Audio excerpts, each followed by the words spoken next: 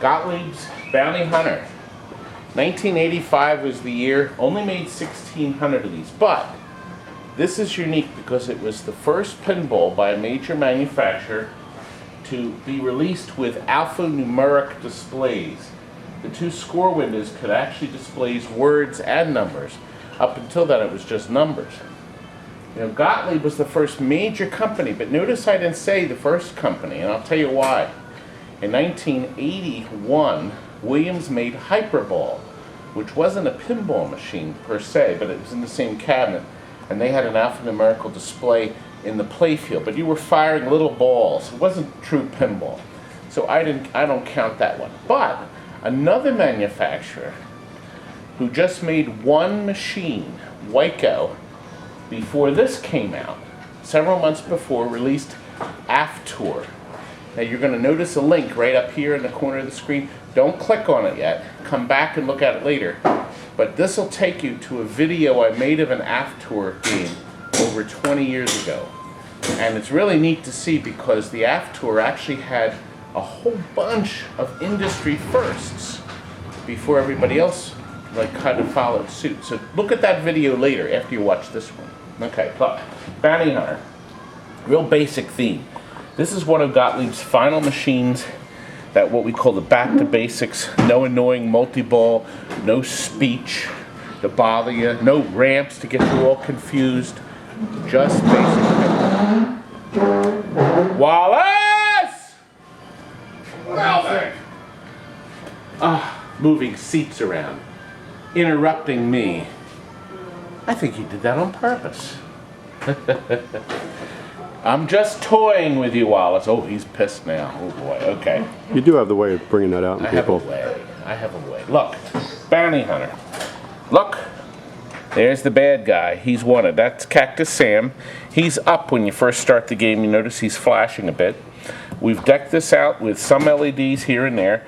Back here in our gun chamber, this is where we load our bullets, the firing chamber. We go around and fire here. This is the skinny head, a lot like me, of course, skinny. Look at the side. See how thin it is? I always like these thin heads. See now, Frank, would you say it's the same size as mine? Now your head's pretty swollen.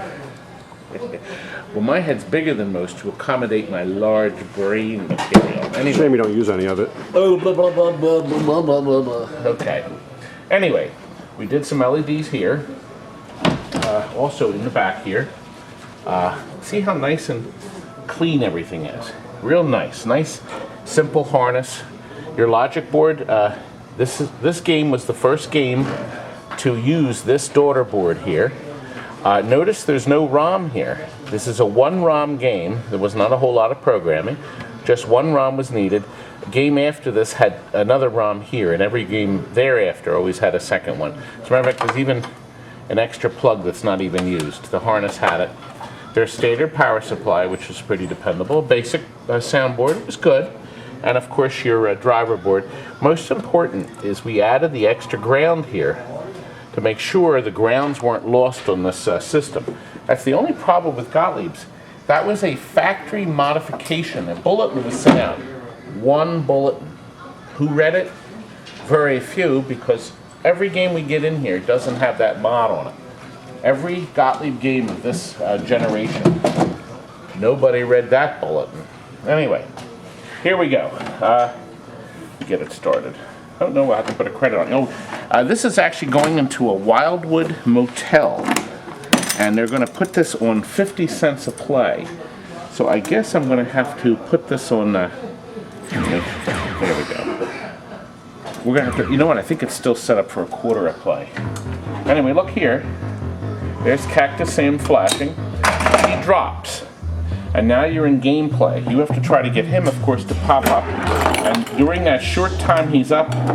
Oh, we got a loose bulb up there. I have to fool with that in a minute. We got one capture hole. The nice thing is it draws it down in just enough time for you to have plenty of time to nail it with that flipper. And of course, this flipper is important to make your shot. This is pretty much the only place where you can make this shot. See how that sequences? Okay, now, See, these numbers correspond to these here. So if I hit 1, I light that. But see, if I hit 3, since the light isn't lit, oh, I already had the 3 lights, so it's not going to help. I'm going to hit the 6 up here. I don't light my 6. That'll only happen when I hit this and move these lights, so I hit the 6. Now, the more shots I have in the chamber, the better chance I have of getting Cactus Sam. Let's move that around and fix it. Okay, good. See, now this is loading up my bullets, and I go in there. Now, what we want to do is get him completely loaded. There he is. Look, I only have a few seconds. If I don't hit it in time, down it goes. And the game music changes to that pulsing, exciting. Frank, is that what you call me, the soundtrack on this? Exciting? Thrilling. You can have it. It has deep bass. This has one of those nice big ass 8-inch woofers in the bottom. Just one floor firing speaker, but it's effective.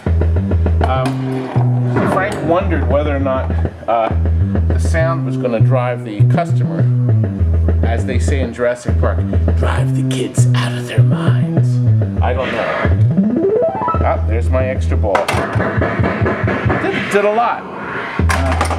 Good simple game, nice and clean. Notice the plastics are perfect. Play field is gorgeous. We put brand new flipper boots here.